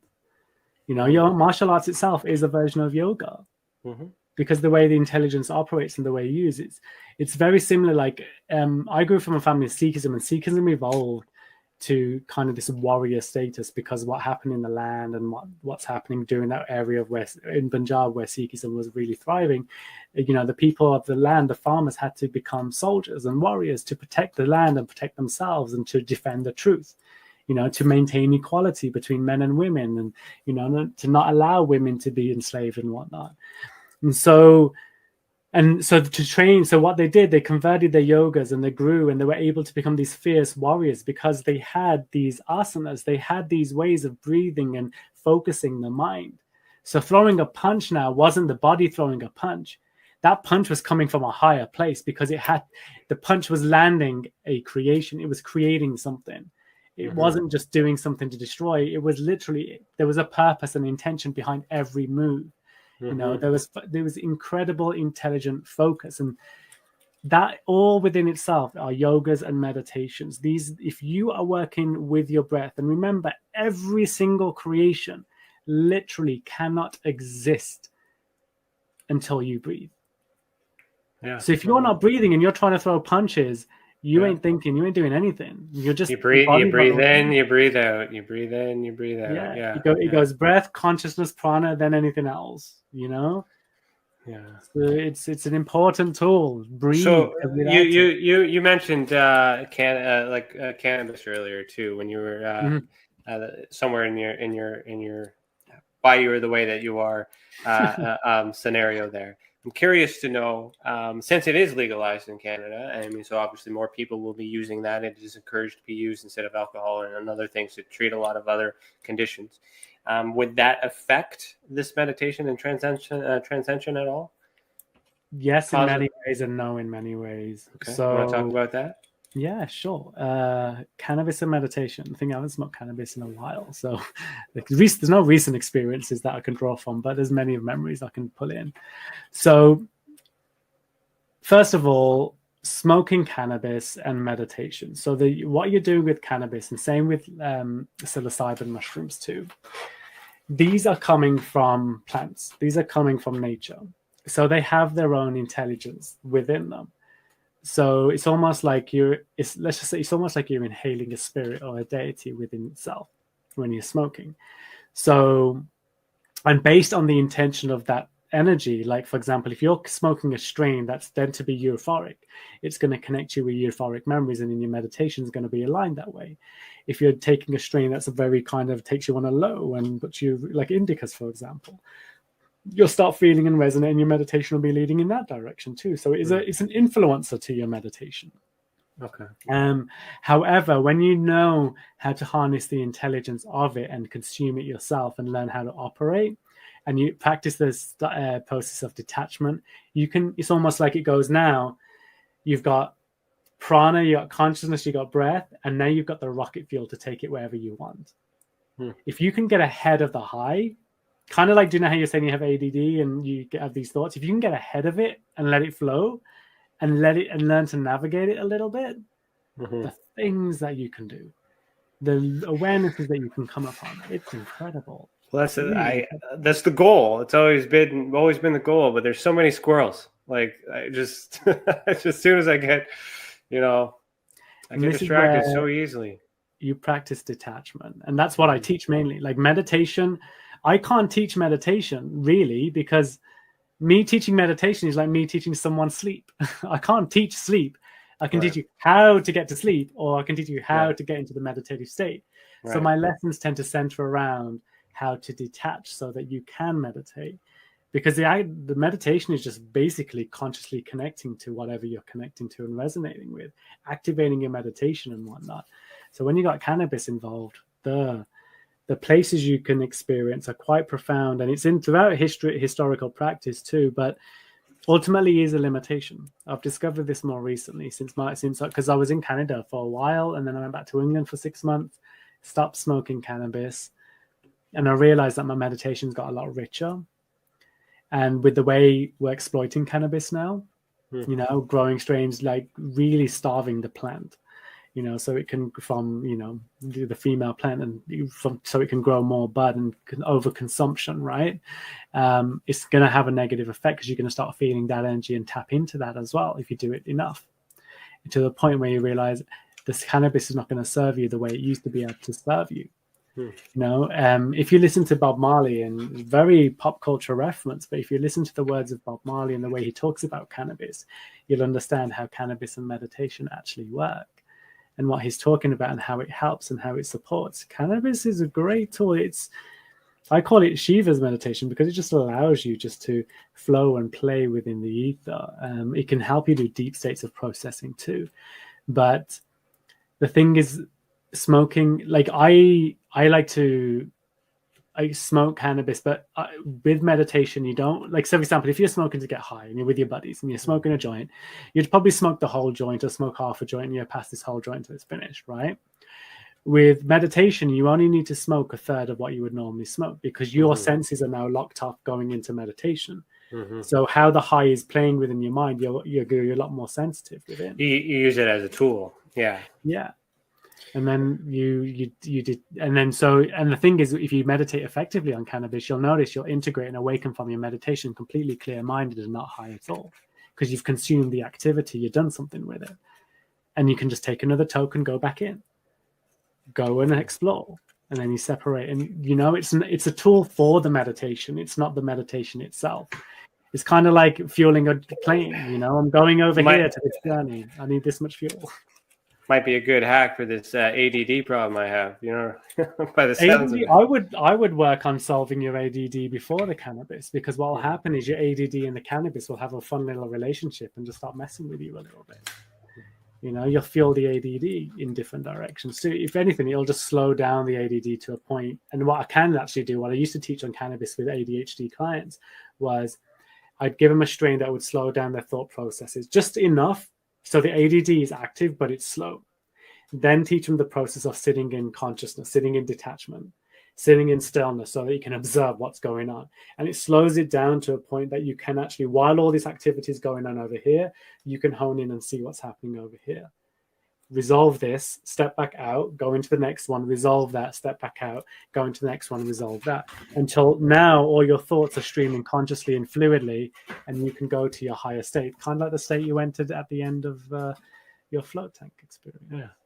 Another light bulb just kind of went off too. I'm just thinking in terms of assisting in the investigative process. If I do happen to come across a lot of people that have blocked memories. So we sometimes use regression hypnotherapy to try and bring people back to those moments and then communicate on audio, those types of events. But with your methods and your strategy, it's useful because you would just tell them to meditate and focus on that event, and then they would have the answers.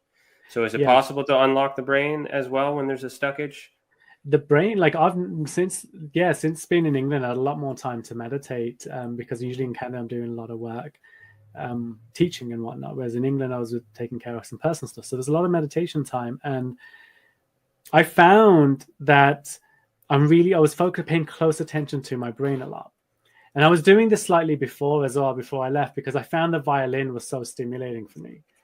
I felt like every time I meditated with a violin next to me or someone playing the violin, my brain is just activating. That's why they say Mozart and all sorts of wonderful strings, just like connecting and activating my brain. I was paying attention to like all the neurons firing off, to quieten down the mind and the body so much that you can actually feel and hear.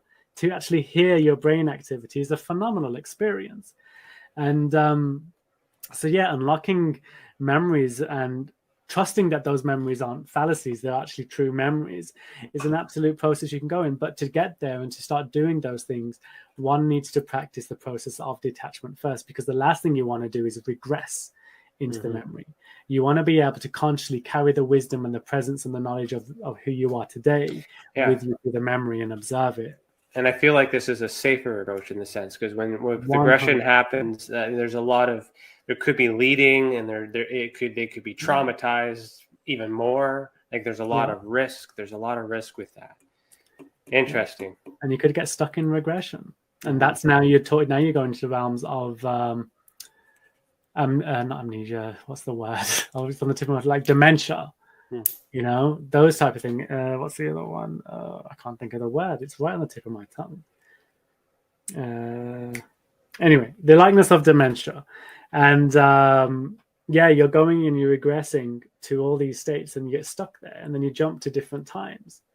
You're constantly regressing because there's no intelligence you've not learned to carry and hold on to the wisdom. And I think that's why, I reckon meditation and music and the right setting and setting could really transform a person's life. And honestly, because my brain and the way I operate and the way I navigate in the world, people are drawn to me quite often because you're just different in the world. You navigate the way you think and feel. And I'm just like, I ain't doing anything special. I was like, I'm just seeing it. I'm just seeing it for what it is. I'm not thinking about it too much because there's nothing to think about out here. You're hungry, you eat. You're tired, you sleep. You're thirsty, you drink. You apply that to every aspect of your life, you've got an easy life. You can move it forward. A lot of the things that cause us stress, anxiety, depression don't even exist in the present moment. To me, that's ignorant. And it sounds harsh. It does sound harsh, but I promise you, when you meditate, but it's reality though. It is basic, and it's really hard. A lot of people do hold on to a lot of things. I carry a lot of stress, and there's a lot of times, that if I could get there quicker and do all that, but I don't meditate. I don't do any of those things. I've always been told I should. But your understanding of meditation is also like, this is why I'm so passionate about it, because not most of the time I'm really educating people on meditation and less teaching them, because to inspire one to meditate, you've really got to present it in a one that, like, right now meditation's presented as this boring thing that you sit in stillness and silence your mind. If that's what I was doing, I wouldn't be doing it. What's the point in that? That's the state that comes after the clarity, the stillness, the feeling of like just knowing and bliss. That's the post meditative state. That's your reward for doing all the processing. Is there ever a time where meditation would have negative effects? Like, would it be ever bad for mental health? Yeah, incomplete meditations. If you're meditating and you're on the cusp of finding the truth, like it's just within reach, you can come back so conflicted because you're like, damn, I was so close. And now you're living your life anxious because you're like, right, there's this thing, and you're not paying attention to people in your life because your mind is so focused on that one tiny little thing that you were so close to reaching but couldn't quite get to.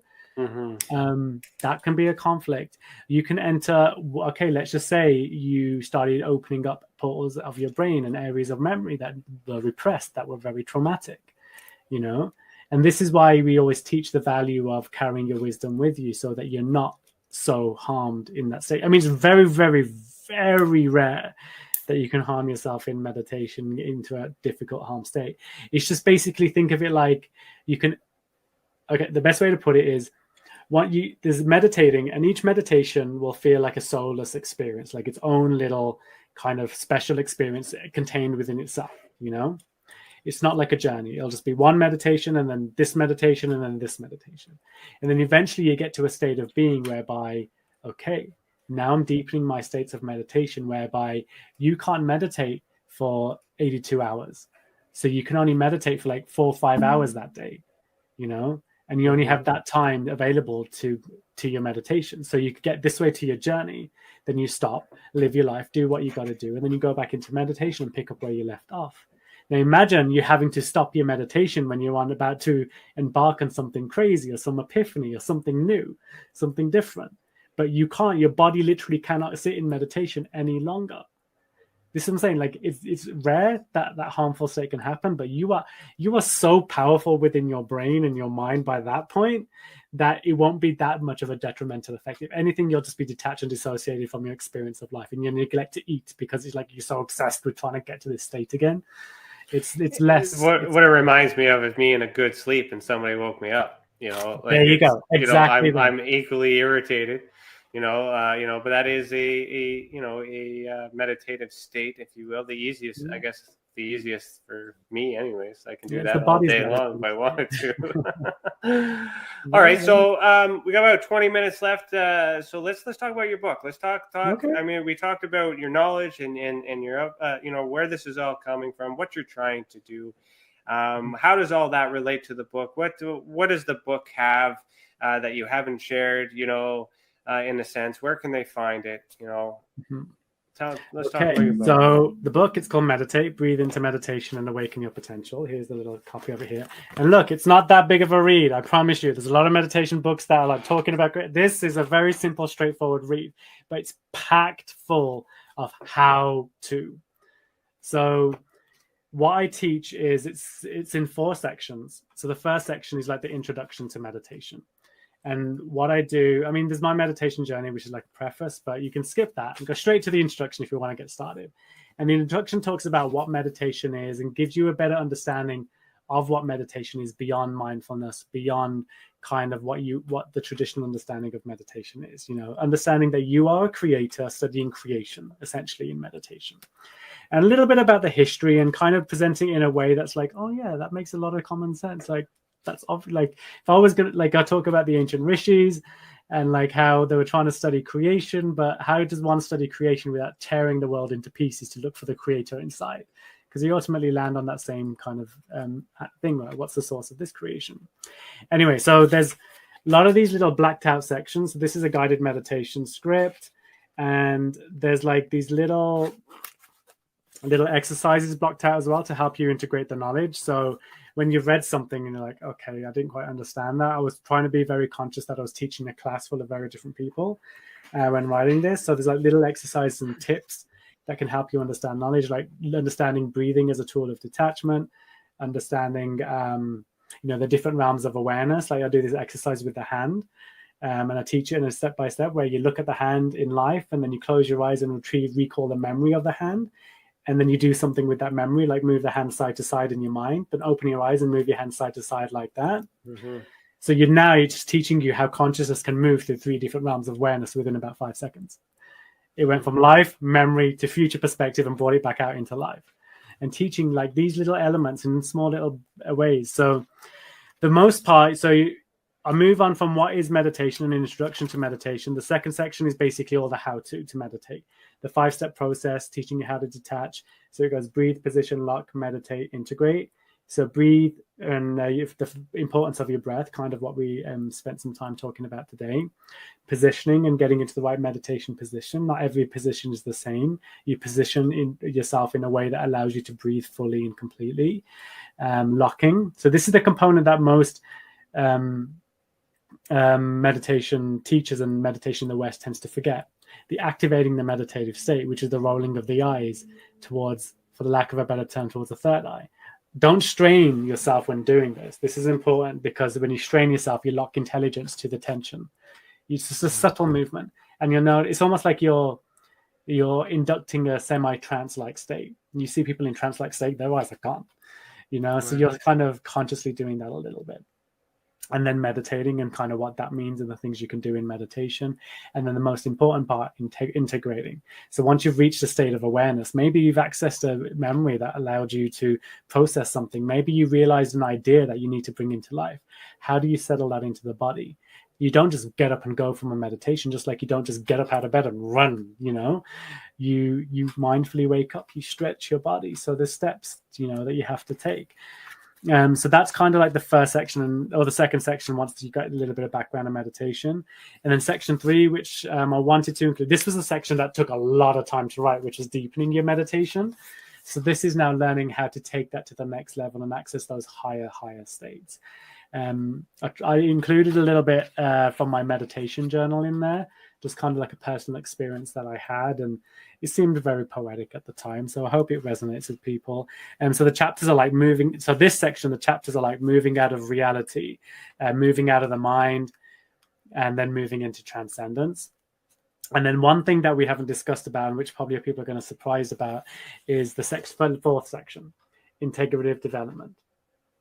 And this is where I tend to start a lot of people off meditating if sitting in contemplation just seems too boring or too much.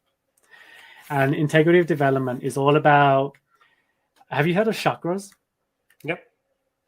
So chakras, people see them as energy centers. The way I describe them is knowledge centers.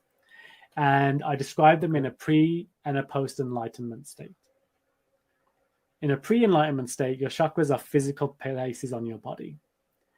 For example, if I talk about the first chakra, the root chakra, we're talking about this energetic center at the base of the spine. Fuck that. No, it's basically before enlightenment, the root chakra is basically your anus. And the way you turn your root chakra into an equilibrium, the way you harness the intelligence of the root chakra is look at what's coming out of it. If it's not healthy, fix it and you'll fix your chakra, and then you'll be able to. And what I do is I create like a little personal development journey through the chakras in a very logical, rational, sensible approach that will enable you to move your life forward in a happy and healthy manner, that help you be more present and be more human in a very intelligent way. Because a lot of talk about chakras, everyone wants to talk about the colors and the beautiful, energetic, post-enlightened states of chakras. If you can't detach from your mental health issue, good luck trying to get to those states into the chakras. So I thought, where can I start people where you can learn how to meditate, pay attention to the body, and learn how to meditate by paying attention to your body and recovering from the problems that your body has and your problems you have in life through intelligent processes and bringing your body to states of equilibrium and into solutions. So we started the root chakra, and on top of that, at the start of every chakra, I teach a step to a very, very intricate, very precise tantric meditation, which is all about, and if I talk to you about Tantra, that's like this beautiful way where you can And I talk about the analogy of like you're drawing in energy from your root. You've got this beautiful pot of soil, of energy at your gut, and you're working to fill that up, grow a plant, grow a lotus on your head, open it up, and have this orgasmic experience at the end of it with a rush of chemicals rushing down your body. So even though it's small, I packed in a lot of how to do it so that you're really focused on action. Like, okay, I can talk philosophy for hours and hours and hours, and I can tell you my beautiful notions about life and creation and all of that. But ultimately, what's the point if you can't experience it for yourself? And my aim was, you've got this book, you've got so many different ways on teaching you how to meditate within it. It's a how-to guide. You read it from start to finish, you will realize like, whoa, there's a lot I can do already. If you can eat, sleep, drink, and any of those things, you can meditate. If you can breathe, you can meditate. It's supposed to be a book that meditation shouldn't be something that's difficult to do. And everything I've read and understood about meditation was so overcomplicated, so mistranslated, so just messy and all over the place and ignorant. Enter mindfulness, And so I'm like, what can I offer someone where it's not too new age to a point where I'm just bringing in these words that make me sound intelligent, like, yeah, let's talk about chakras, let's talk about consciousness and bliss and all of that. No, let's just go straight to how to get this job done so that you can get on with your life, live it. Because remember, before teaching meditation, I was life coaching for years. So I was learning about the human experience in a whole different way, like from people who are living fulfilled lives. Because if you had the resources to hire me as a life coach, you did pretty well in life. But why aren't you experiencing the fulfillment? So you can imagine the philosophical conversations we were engaging in. So I understood very well what the human experience needed, because I was learning from the people who were at the epitome of what the human experience is displayed at. So I'm listening to these wonderfully privileged individuals. I don't know, why the hell aren't you happy? I'm having a better experience of life, and I have a fraction of what you have. How is this possible? And then you start understanding it's because you never took the time to listen to your intelligence and really integrate into your body and life. And the problem is we're born into a world now where the moment you're born, for most of us now in the world, we get food, water, shelter, everything's covered. So you're not learning from those root levels. Our ancestors had to try something, and if it wasn't right, they realized, like, this isn't right. Look at what's coming out. Look, this hurts. This is painful. Instead, we go to the doctor, take a pill, instead of not eating that thing again, what I mean? Or drinking that thing again. Our ancestors never had that privilege, but they had it because of that lack of privilege. They had the intelligence to move their life in a healthier and positive direction, to be able to uncover these intelligent processes that I spent my life studying, basically, just because I wanted to. So where can they find your book? I put the website medtatethebook.com in the chat. Yeah. Is there anywhere else? On Amazon. So there's a link straight on that. As soon as you go to the homepage, you can click the link. It'll take you there. It's available worldwide on Amazon. You can get it on Audible as well. So you can get on the audio. But I'm not the one narrating it, but Nick did an amazing job. He was the guy I hired. And then it's also available in digital format too, as an ebook. So you can get it on Amazon. It's completely widely available there. And I think at some point I'm going to start selling through TikTok as well, and creating a wonderful little shipping stuff system here at some point. I don't know how. So it's more than the books. But I've got another book coming out shortly as well. What's it called? Kind of like a prerequisite to this, called the Meditation Kit. Okay. So helping people get the kit together. It's kind of like my introduction to me teaching neurodivergent individuals how to meditate. Okay. Like, for example, I had this one client who was struggling with their hands. They couldn't keep their hands still. So I ordered a whole bunch of fidget spinners and stuff and things to keep the hands occupied during meditation, so that they weren't so self-conscious of the hands, because I was consciously telling them to play with this thing. There you go. So you can use that in your meditation. Use malas and stuff for that. Weighted blankets, like how to put, how to basically understand. It's a beginner's guide to items in your safe space, and making sure that you're not just sitting with a crystal ball because it's aesthetically pleasing, so that you know each use of each item and what it can do, and just kind of, again, to motivate people to meditate. And I like how you are tailoring each experience with each individual based on what is best for them, so they have the best, and that makes it easier for you to be successful with the teaching, because you're working with them. You're not trying to get them to follow a indoctrinated standard.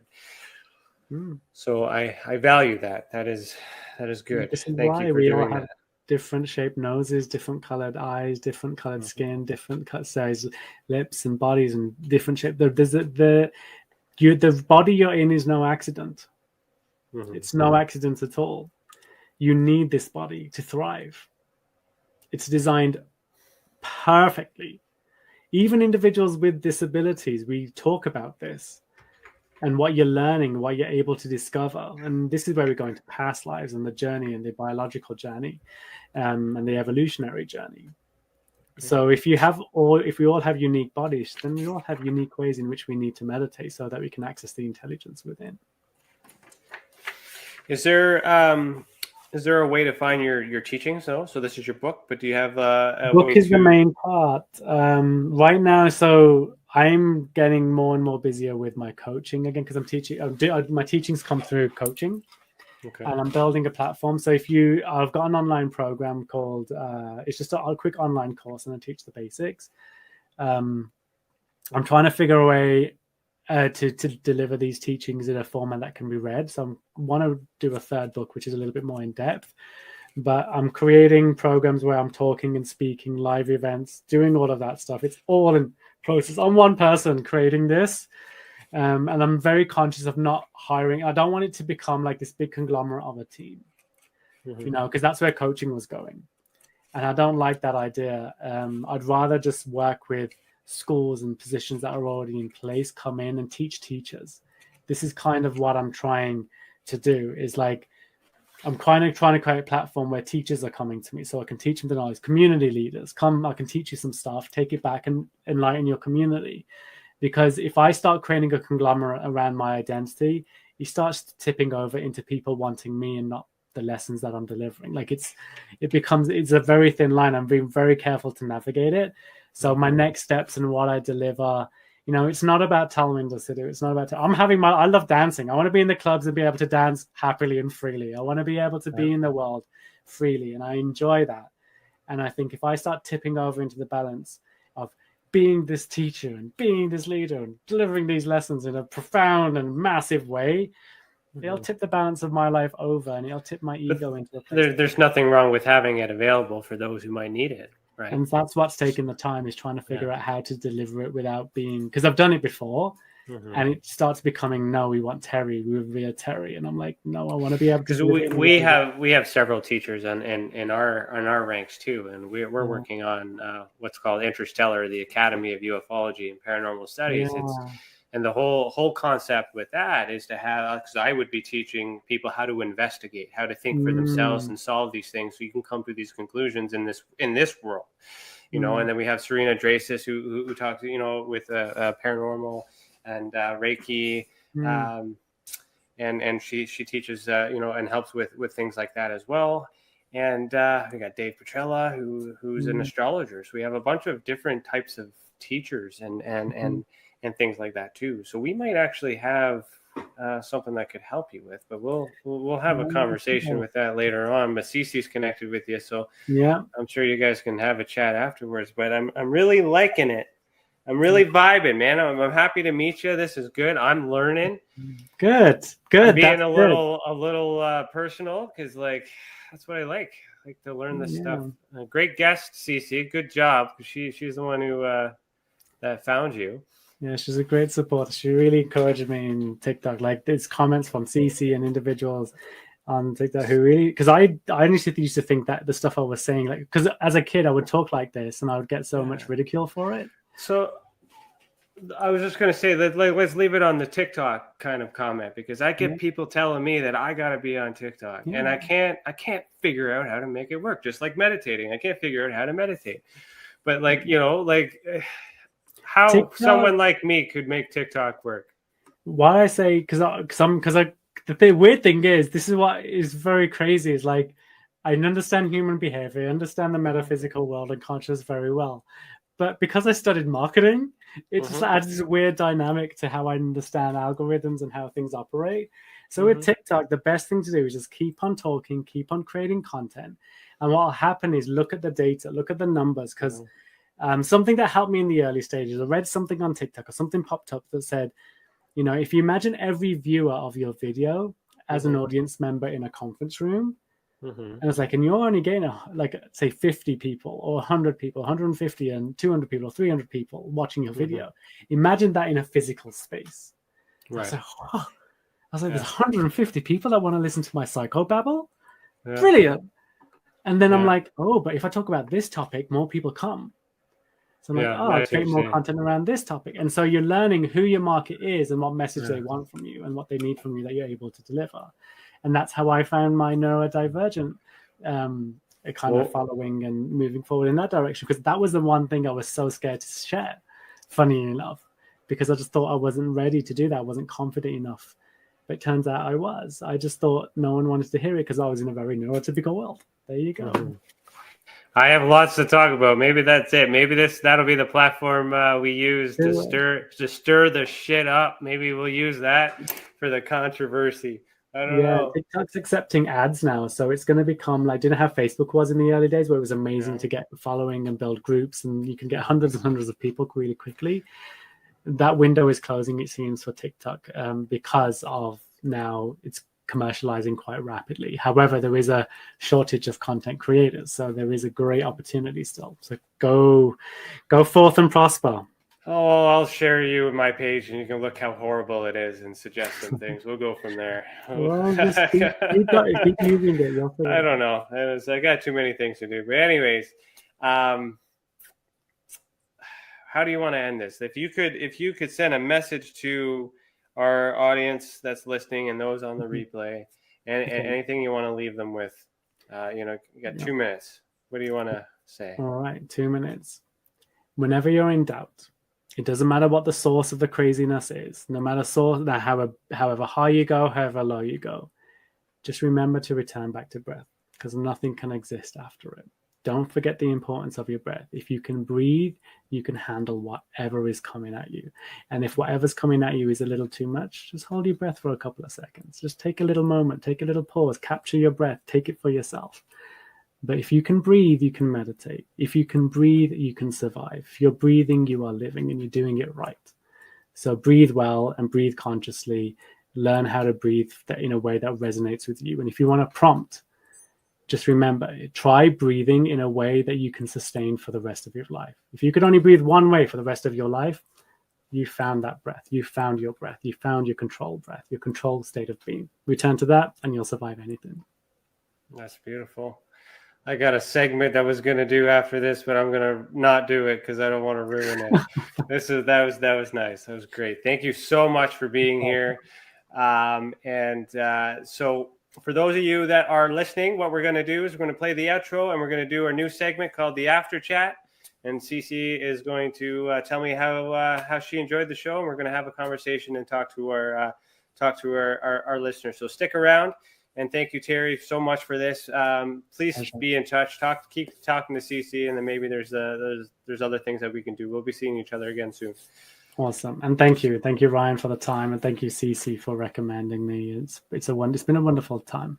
Yeah, I appreciate what you're doing. Keep doing that. Thank you. Thank you. All right. That's it, everybody. That is a wrap. That is the end of it all. Thank you for joining me tonight. I look forward to seeing you back next week, where we'll continue to have this conversation deep down into the rabbit hole in which we call the ultra spectrum. Thanks for joining us. I said that already. Oh well, fuck it. Either one.